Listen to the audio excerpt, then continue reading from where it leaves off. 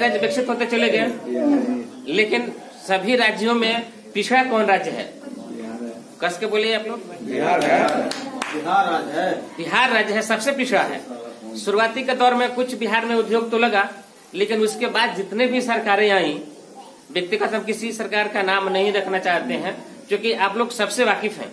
जो लोग अभी वर्तमान की स्थिति देखिए ना, जो लोग कल सत्ता में थे और जो विपक्ष में बैठे थे, जानते हैं आप लोग? जो लोग सत्ता में बैठे थे, तो सत्ता में कौन कौन था? बीजेपी था और जदयू थी। बीजेपी और जदयू दोनों जब सत्ता में थी, और विपक्ष में कौन था?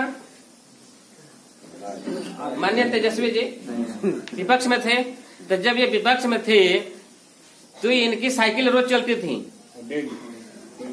डेली सभाएं होती थी, और ये लोग क्या कहते थे कि हम 10 लाख रोजगार देंगे। सही है? सही है? तब लोग समझते बताइए। ये लोग कहते थे कि हम लोग 10 लाख रोजगार देंगे। बहुत लोग खुश था। हमारी लड़ाई व्यक्तिगत किसी व्यक्ति से नहीं है, हमारी लड़ाई उससे है जो समाज को नुकसान पहुंचा रहा है, जो समाज के खिलाफ काम कर रहे हैं। तो ये लोग क्या कर रहे थे? कह रहे थे कि हम 10 लाख नौकरी देंगे और बिहार से दारू चालू करेंगे। लेकिन एक गजल है कि अहंकार मत करिए, मत करिए अभिमान। सुने हैं ना आप लोग?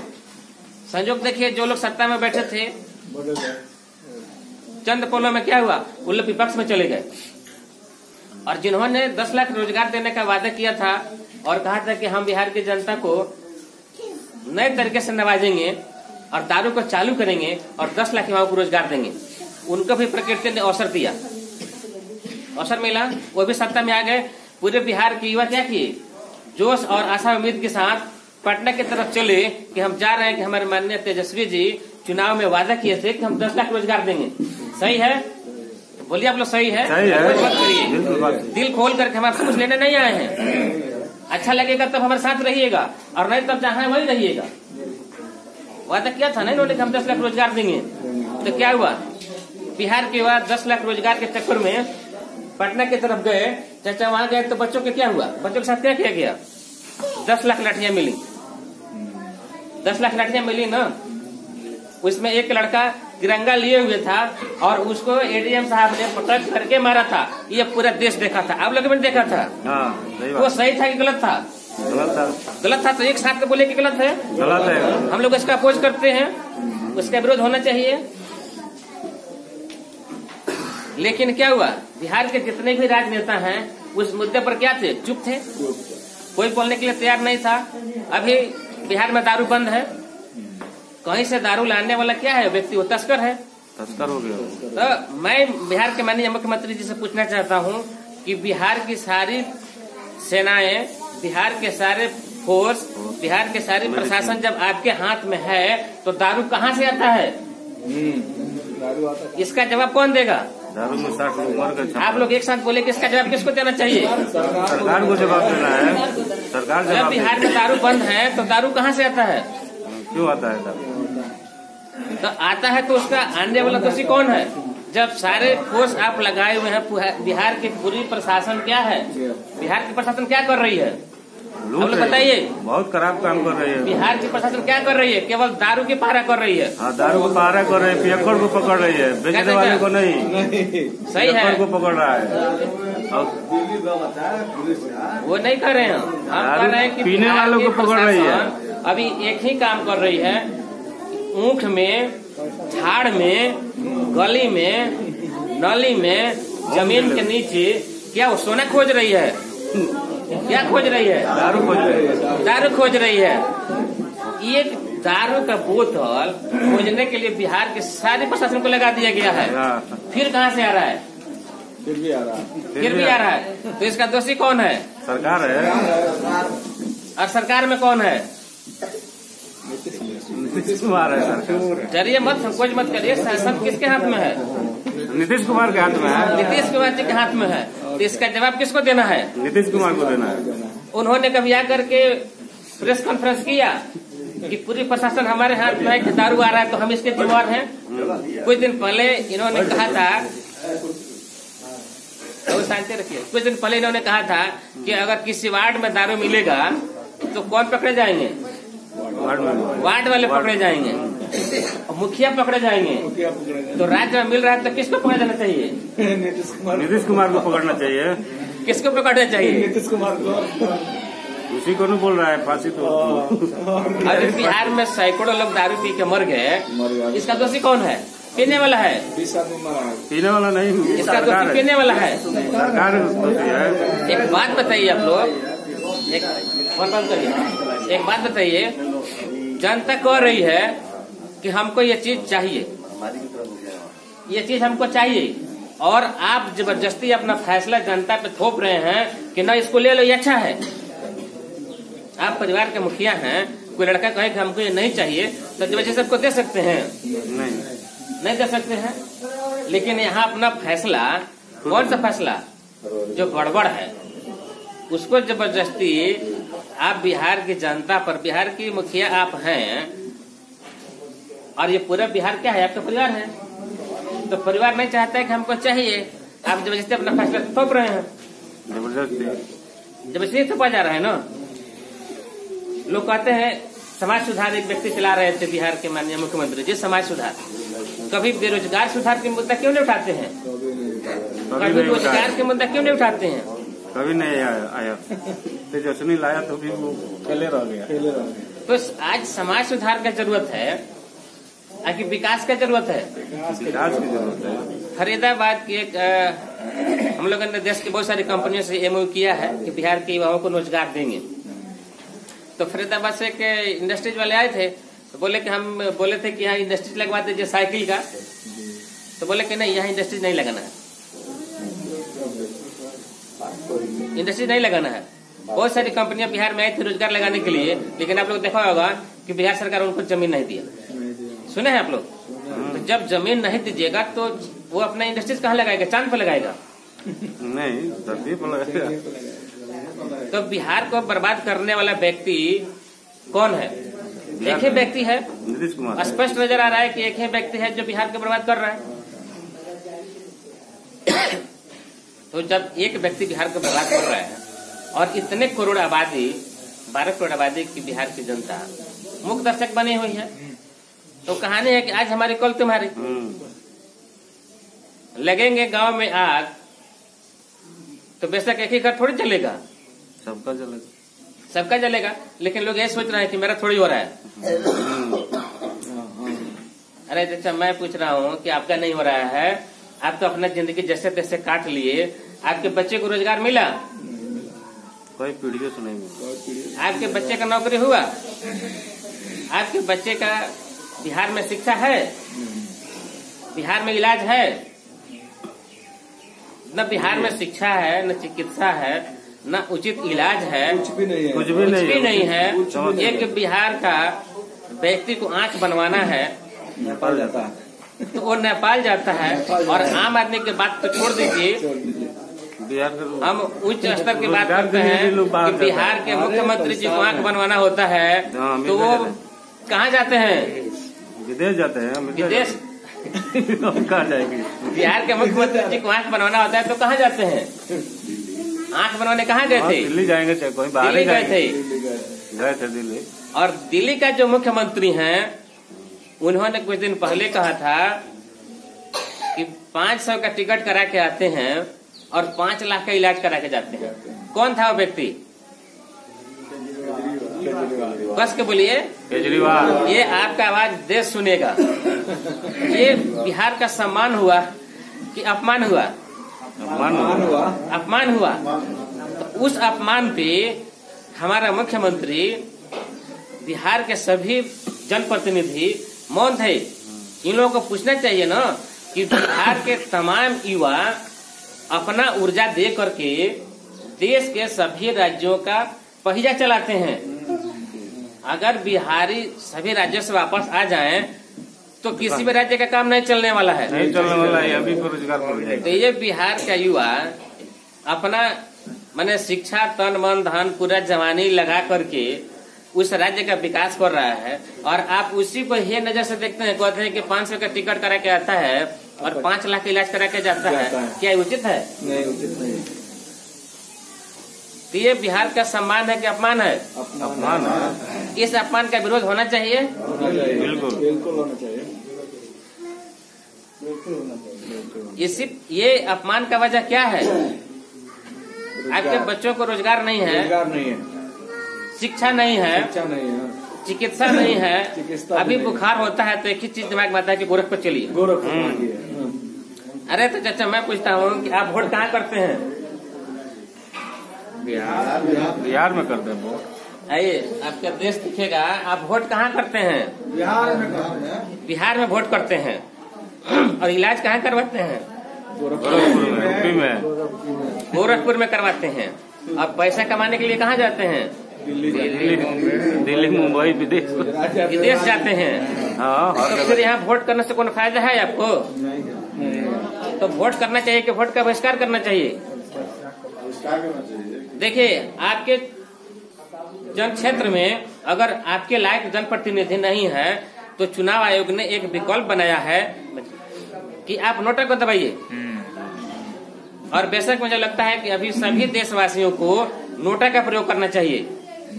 ये हमारे लायक नहीं, ये हमारे लायक नहीं है, लेकिन इसमें दोषी हम एक को ही नहीं मानते हैं।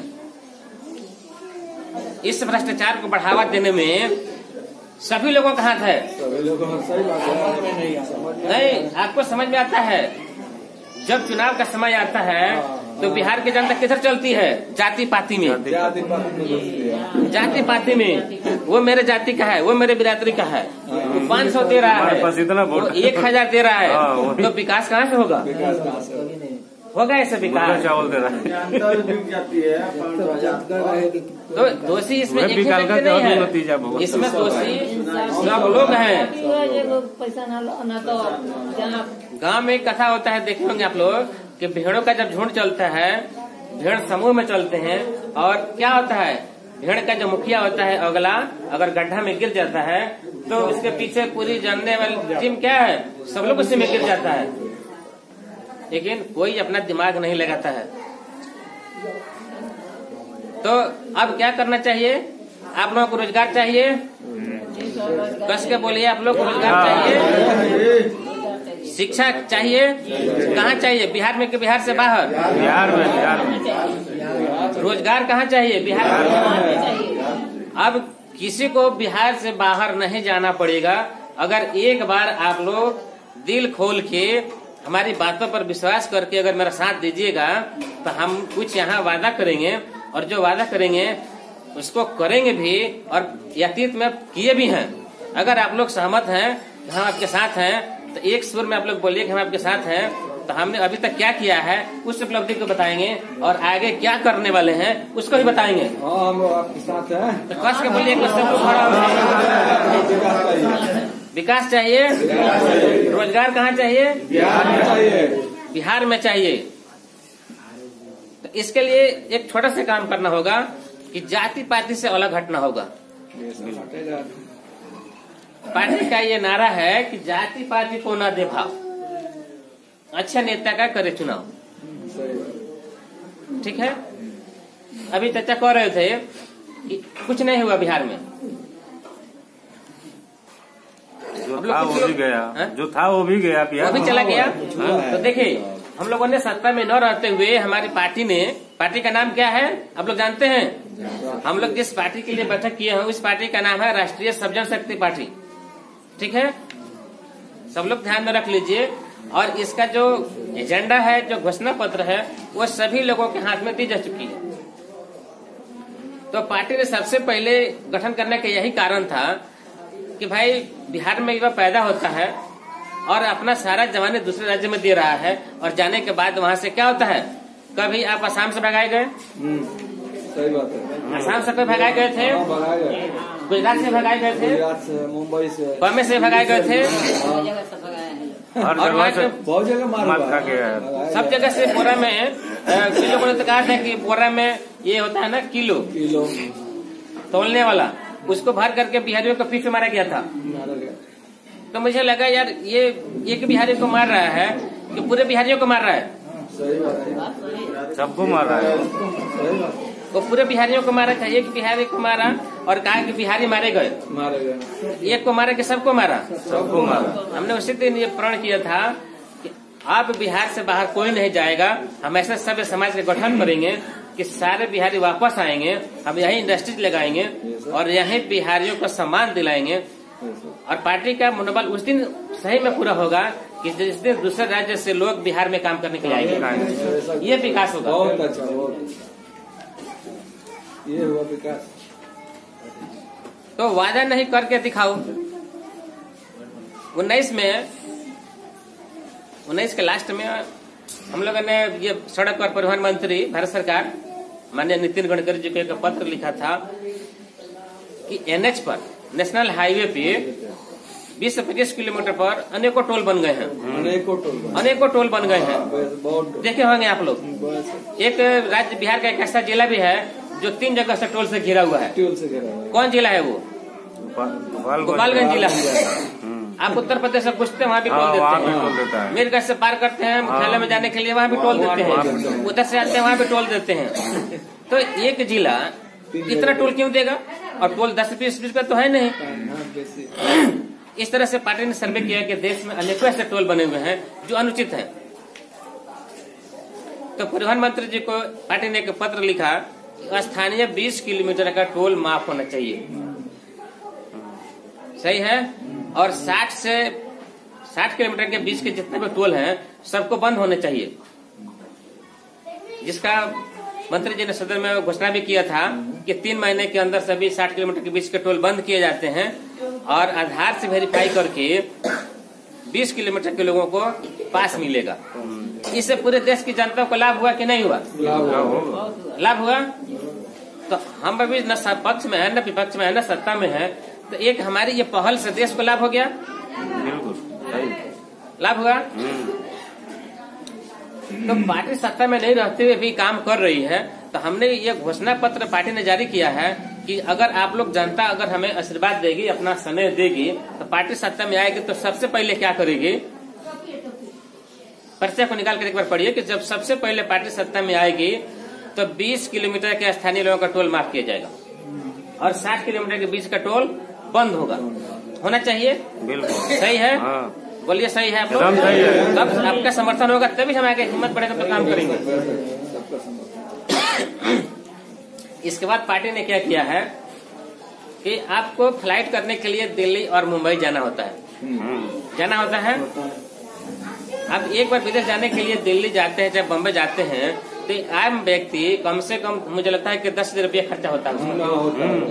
तो एक बार इंटरव्यू दे के आता है, फिर मेडिकल कराने जाता है, तो 10,000 रुपया उसमें भी लग जाता होगा। फिर आप फ्लाइट के लिए जाते हैं तो 10 रुपया, ये 30 रुपया क्या है आपका? जायज खर्चे कि नाजायज है? नाजायज खर्चा है। ये बचना चाहिए कि नहीं बचना चाहिए गरीब आदमी का? एक गरीब आदमी सूद पे रुपया लेके विदेश जाता है, ये बचना चाहिए। बचना चाहिए। तो पार्टी ने इसके बाद क्या किया कि देखिए वहाँ लिखा है, विदेश जाने के लिए बिहार से ही अंतर्राष्ट्रीय उड़ान, विदेश जाने के लिए बिहार से ही अंतर्राष्ट्रीय उड़ान की व्यवस्था किया जाएगा। और आप जो इंटरव्यू दिल्ली और बम्बई दे रहे हैं वो आपका बिहार में ही होगा। इससे आम जनता को फायदा होगा। अगर बिहार से उड़ान होने लगता है, बिहार में इंटरव्यू होने लगता है, तो ये जो 30-40 हजार रुपया आपका नाजायज जो कट रहा है, ये तो नहीं कटेगा। ये होना चाहिए। तो सभी लोगों के हाथ में ऐसे हमने पर्चा ये भिजवा दिया है। अगर अच्छा लगता है कि नहीं पार्टी अच्छा काम कर रही है, पार्टी का पहल ठीक है, तो आप सब लोग बोलिए कि हाँ पार्टी अच्छा काम कर रही है, कि हम लोग पार्टी को एक बार अपना आशीर्वाद देंगे। बोलिए सब एक बार देंगे। और विकास के लिए अगला जो चुनाव आएगा, आप ही लोगों के बीच से कोई प्रतिनिधि आएगा, आप ही लोगों से कोई प्रतिनिधि आएगा कि जो आपके क्षेत्र का सारा काम करेगा। और पार्टी उसे समर्थन दे करके ये जितने भी बिंदु दिए गए हैं, ये सारे काम, इस पर लिखा हुआ है कि 5 साल बनाम 2 साल। मुझे 5 साल की जरूरत नहीं है। अगर 2 साल में ये काम नहीं होता है तो फिर आपकी तरफ हम लोग आने वाले नहीं है कि भाई ये हम लोग का चीज नहीं है। एक बार हम लोग प्रयास कर रहे हैं, समाज की चीज, एक बार हम लोग प्रयास कर रहे हैं। अगर अच्छा हमने करके दिखाया भी है, अगर टोले माफ हो गया, आप जाते हैं तो एक आपकी उपलब्धि हो गई। अभी एयरपोर्ट सभ्या का चालू हो जाता है तो 20 किलोमीटर से गरीबी हट जाएगा। तो पार्टी एयरपोर्ट को चालू कराने के लिए दिन रात प्रयत्नरत है। मुझे लगता है कि बहुत जल्द गोपालगंज के जिला को ये सौगात मिलेगा। बहुत अच्छा काम, बहुत खुशी की बात है। चल रहा है उसमें बहुत ये काम करने के लिए आप लोग का आशीर्वाद चाहिए। पक्का हम लोग साथ है, आपके साथ है। खड़ा होइए और आइए हमारे साथ थोड़ा सा अपना सने आशीर्वाद दीजिए कि हम लोग पार्टी के साथ हैं।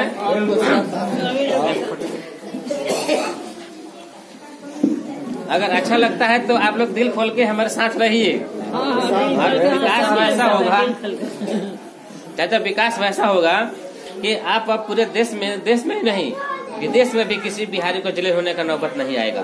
ऐसा कैसा ही चाहिए हम लोग को, ऐसा पार्टी चाहिए। हम लोग इस पार्टी से मदद देंगे, साथ देंगे। उसका का लोटा हो गया किरण अभी नहीं है मुसलमान। इसका पेनी की 2 मिनट जिधर भी लुढ़काइए उधर लुढ़क सब बता रहे हैं, प्रकार चला जाएगा। कोई दिक्कत किसी को नहीं? ठीक है, अपने अपने स्थान पर बैठा जाए और आने वाले समय में आप ही के परिवार से कोई प्रतिनिधि होगा, आप ही के परिवार से कोई ऐसा व्यक्ति निकल के आएगा कि जो आपके विकास के लिए काम करेगा। इसमें कोई दोमत नहीं है। बढ़ जाइए आप जब अपना आशीर्वाद दीजिए और हमारे पार्टी के महासचिव जी विजय सिंह जी उपलब्ध हैं। आइए 2 शब्द इनसे भी सुन लेते हैं और इसके बाद पार्टी के कोषाध्यक्ष श्री बलेश्वर साई जी हैं, ये भी अपने चंद बातों से आप लोगों को प्रभावित करेंगे। आइए अब सुनते हैं विजय सिंह जी को।